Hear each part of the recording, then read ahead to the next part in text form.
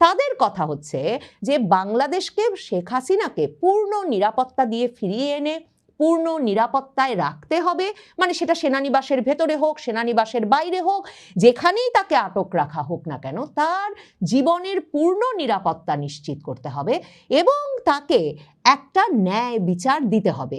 সেই কথাটাই দেখেন লাইন লাইন ধরে ধরে আজকে তারেক রহমানের মুখপাত্র তথ্য উপদেষ্টা ডাক্তার জাহিদুর রহমান সাংবাদিকদের সামনে বলেন। প্রধানমন্ত্রী তারেক রহমান খুব সাবধানী মানুষ, তিনি বাংলাদেশের সংবাদ মাধ্যমের সামনে বাংলাদেশের কোনো রাজনৈতিক অর্থনৈতিক সংকট সম্ভাবনা কিচ্ছু নিয়ে মুখ খোলেন না। সরকার গঠনের পরেই তিনি তার মনোভাব, তিনি কি ভাবছেন, প্রধানমন্ত্রী তারেক রহমান কোনো বিষয়ে কি মত সংবাদ মাধ্যমে জানান দিতে চান, এই বিষয়টা খোলাসা করে বলার জন্য টকশোর জনপ্রিয় মুখ সেই ডাক্তার জাহিদুর রহমানকে নিয়োগ দিয়ে দলের ভেতরেও চমকে দিয়েছিলেন। এই ডাক্তার জাহিদুর রহমান নিয়মিতভাবে সংবাদ মাধ্যমের সামনে হাজির হন এবং সরকারের বিভিন্ন কার্যক্রম বিষয়ে, সরকারের বিভিন্ন অবস্থান বিষয়ে ব্যাখ্যা বিশ্লেষণ করে সংবাদ মাধ্যমকে বোঝান। হঠাৎ করে সরকারের শেখ হাসিনার বিষয়ে অবস্থানে একটা বিরাট পরিবর্তন চলে এসেছে। গতকালকে বাংলাদেশে প্রধান পারাগ জৈন এবং বাংলাদেশে নিযুক্ত ভারতের রাষ্ট্রদূত দীনেশ ত্রিবেদীর সঙ্গে বাংলাদেশের প্রধানমন্ত্রী, স্বরাষ্ট্রমন্ত্রী, পররাষ্ট্রমন্ত্রী এদের সাক্ষাৎ হয়ে যাওয়ার পর এমন একটা সরাসরি ইঙ্গিত বা সরাসরি ঘোষণা তারেক রহমানের একেবারে খাস লোক ডাক্তার জাহিদুর রহমান সংবাদ মাধ্যমের সামনে এসে ঘোষণা দিয়ে দিয়েছেন। ডাক্তার জাহিদুর রহমান বলেছেন শেখ হাসিনা দেশে যদি ফেরেন তিনি পূর্ণ নিরাপত্তা নিয়ে ফিরবেন এবং তিনি দেশে এসে পূর্ণ নিরাপত্তা পাবেন। আর এর আগেই তো তিনি জানান দিয়ে দিয়েছিলেন শেখ হাসিনা দেশে ফিরবেন মাথা উঁচু করে। এ ঘোষণা প্রথম দেওয়ার পরেই যে সরকার তিনি এলে তাকেও ইনসাফ দেবে, সে কথাটা তো বলেছেনই, কিন্তু এ দফায় যুক্ত করেছেন শেখ হাসিনা ফিরবেনও পূর্ণ নিরাপত্তায়, দেশে এসেও পূর্ণ নিরাপত্তা পাবেন। মানে প্রধানমন্ত্রী তারেক রহমানের সরাসরি ইঙ্গিত ছাড়া এ ধরনের ঘোষণা যে ডাক্তার জাহিদুর রহমান সংবাদ মাধ্যমের সামনে এসে দেন নাই সেটা একরকম নিশ্চিত।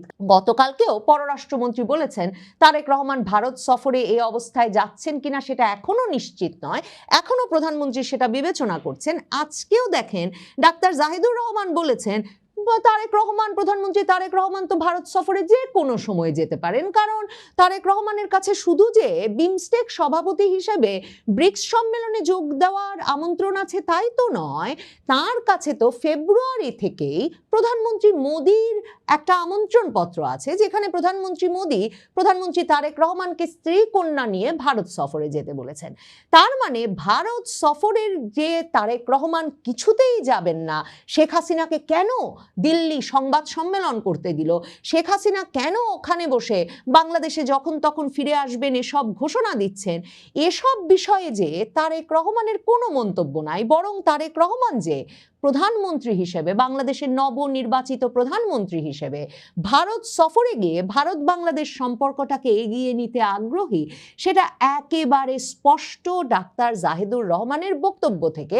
মানে ওই যে প্রথম আলো, মানব জমিন থেকে শুরু করে পত্র পত্রিকাগুলো ক্রমাগতভাবে যে লিখছে, আজকে আমার দেশও সেই সংবাদ করেছে যে কোনোভাবেই ভারত সফরে যাওয়ার কথা এখন তারেক রহমান ভাবছেন না, কারণ ভারত দিল্লিতে শেখ হাসিনাকে রেখেছে এবং শেখ হাসিনাকে সংবাদ সম্মেলন করতে দিয়েছে।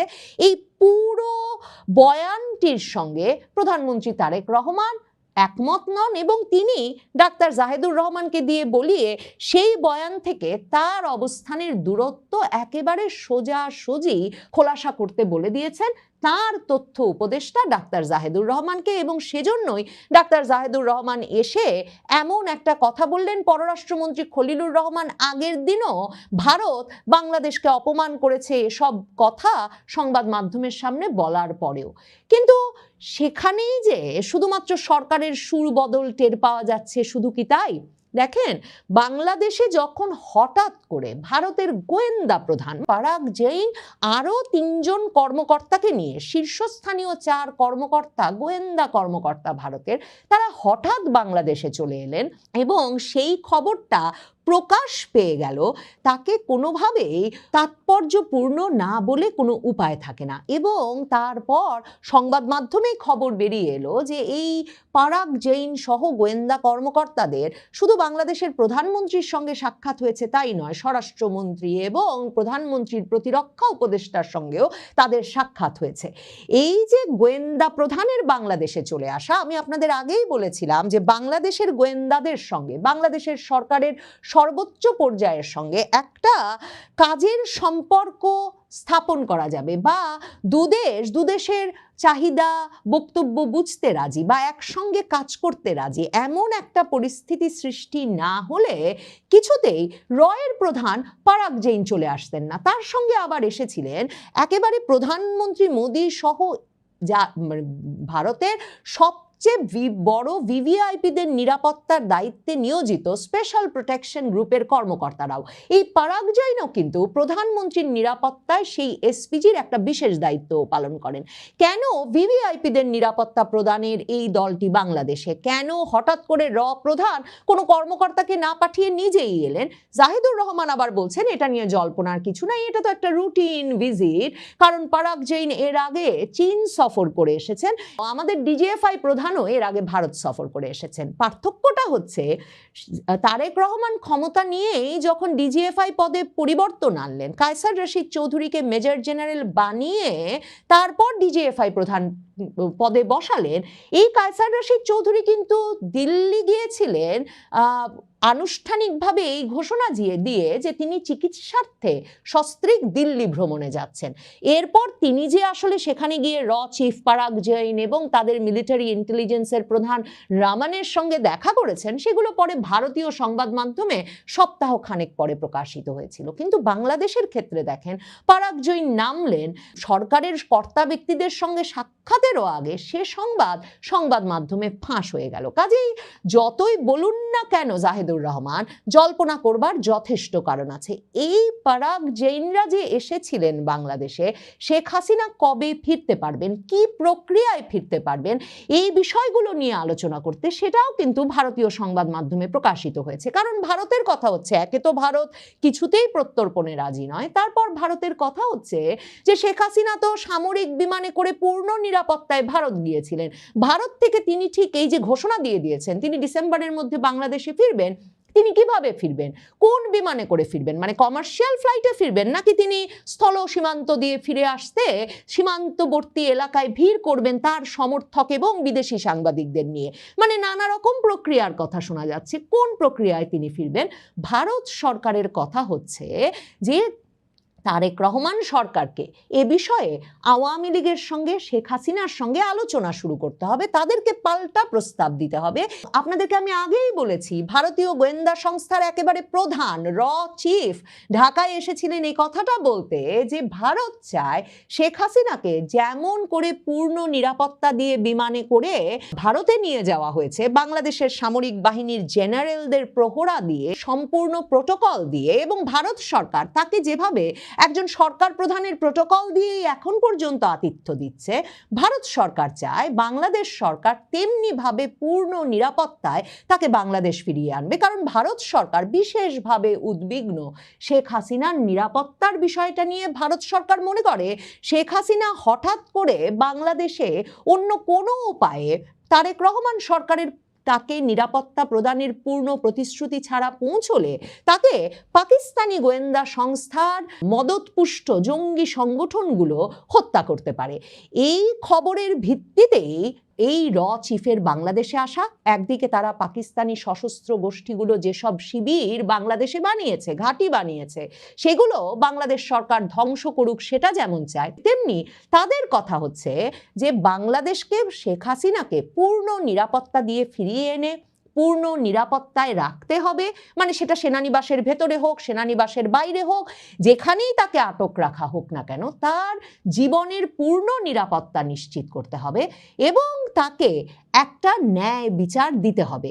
সেই কথাটাই দেখেন লাইন লাইন ধরে ধরে আজকে তারেক রহমানের মুখপাত্র তথ্য উপদেষ্টা ডাক্তার জাহিদুর রহমান সাংবাদিকদের সামনে বলেছেন। তিনি কি বলেছেন শুনে আসলেই বোঝা যাবে সরকারের সুর কতটা বদলে গেছে এবং নিশ্চিতভাবে কোনো আলোচনা চলছে। হাসিনা যদি বাংলাদেশে আসেন, উনি তো বলছেন ডিসেম্বরে আসবেন, আমি বহুবার বলেছি তিনি যদি আসেন পূর্ণ নিরাপত্তার সাথে তিনি আসবেন, পূর্ণ নিরাপত্তার সাথে তিনি বিচারিক প্রক্রিয়ায় যাবেন, পূর্ণ অধিকার ভোগ করবেন বিচারিক প্রক্রিয়ায়, যা যা করা দরকার। তারপর আদালত যে সিদ্ধান্ত নেবে সেটা আমরা সবাই মেনে নেব। এখানে সবচেয়ে বিভৎস অপরাধীটাও তার নাগরিক অধিকার যা যা পাওয়া, সাংবিধানিক অধিকার যা যা পাওয়া, সেটা সাকিব আল হাসান হোক, সেটা হাসিনা হোক, তারা পাবেন। শেখ হাসিনা যখন মে মাসের মাঝামাঝি প্রথম আনন্দবাজারে সাক্ষাৎকার দিয়ে মাথা উঁচু করে শিগগিরই দেশে ফিরব ঘোষণা দিলেন, তখনও কিন্তু তারেক রহমানের এই মুখপাত্র ডাক্তার জাহিদুর রহমান প্রথম সরকারের পক্ষ থেকে একজন একেবারে আনুষ্ঠানিক সংবাদ সম্মেলন করে বলেছিলেন যে বাংলাদেশে ফিরলে শেখ হাসিনাও ইনসাফ পাবেন। কারণ হিউম্যান রাইটস ওয়াচ থেকে শুরু করে অ্যামনেস্টি ইন্টারন্যাশনাল থেকে যুক্তরাজ্যের শীর্ষস্থানীয় 10 জন আইনজীবী সহ অনেকে বিবৃতি পাঠিয়েছেন যে বাংলাদেশে এই যে শেখ হাসিনার অনুপস্থিতিতে এবং শেখ হাসিনা নিযুক্ত কোনো আইনজীবী ছাড়া একটা বিচার প্রক্রিয়া সম্পন্ন হয়ে গেছে এবং সেই বিচার প্রক্রিয়ায় তেমন কোনো সাক্ষ্য প্রমাণ ছাড়া তাকে মৃত্যুদণ্ডের রায় দিয়ে দেওয়া হয়েছে। এটা আন্তর্জাতিক মানসম্পন্ন হয় নাই। এখন শেখ হাসিনা দেশে ফিরলে তাকে পুনর্বিচারের সুযোগ দেওয়া হবে, মানে অনেকে তো বলছেন যে তাকে সাথে সাথে মৃত্যুদণ্ড দিতে হবে, তাকে সাথে সাথে কন্ডেম সেলে নিয়ে যেতে হবে, কারণ তার আপিলের মেয়াদের সময়সীমাও পার হয়ে গেছে। সরকার সরাসরি প্রতিশ্রুতি দিয়ে রেখেছিল সেই মে মাস থেকেই এই জাহিদুর রহমানের মাধ্যমে যে তিনি ইনসাফ পাবেন, তিনি আসলে তাকে পুনর্বিচারের সুযোগ দেওয়া হবে এবং আদালত যদি তাকে নির্দোষ ঘোষণা করে তাহলে সরকার সেটা মেনে নেবে। সে কথাটা তো আবার পুনর্ব্যক্ত করলেনই ডাক্তার জাহিদুর রহমান। এই প্রতিশ্রুতি বারবার দেওয়ার নিশ্চয়ই চাপ আছে। এ দফায় তিনি শেখ হাসিনাকে পূর্ণ নিরাপত্তায় বাংলাদেশ সরকার নিয়ে আসবে এবং পূর্ণ নিরাপত্তায় বাংলাদেশ সরকার রাখবে যতদিন না তার বিচার প্রক্রিয়া শেষ হবে ততদিন পর্যন্ত, সেটা খুব নিশ্চিত করে বললেন। শুধু তাই নয়, সাকিব আল হাসান তাকে যদি সরকার নিরাপত্তার প্রতিশ্রুতি দেয় তাহলে তিনি দেশে ফিরতে প্রস্তুত, না হলে তিনিও তার নেত্রী, তার ভাষায়, সাকিব আল হাসানের ভাষায় তার অধিনায়ক ক্যাপ্টেন শেখ হাসিনার সাথে ডিসেম্বরে ফিরবেন। রয়টার্সকে ডেকে এ সাক্ষাৎকার দেওয়ার পর আন্তর্জাতিক সংবাদ মাধ্যম সে খবরেও সয়লাভ। এখন তারেক রহমানের খাস লোক ডাক্তার জাহিদুর রহমান সংবাদ মাধ্যমকে বলছেন, এসব কি বলছেন সাকিব আল হাসান? তিনি আসলেই কি এয়ারপোর্টে মব হবে? তিনি তার দেশে আসবেন, তিনিও ন্যায় বিচার পাবেন, এটা বারবার বলার কি আছে? কিছু একটা ঘটে গেছে, কিছু একটা ঘটছে নিশ্চিতভাবেই, যাতে কিনা সরকারের সুর এমন ভাবে বদলে।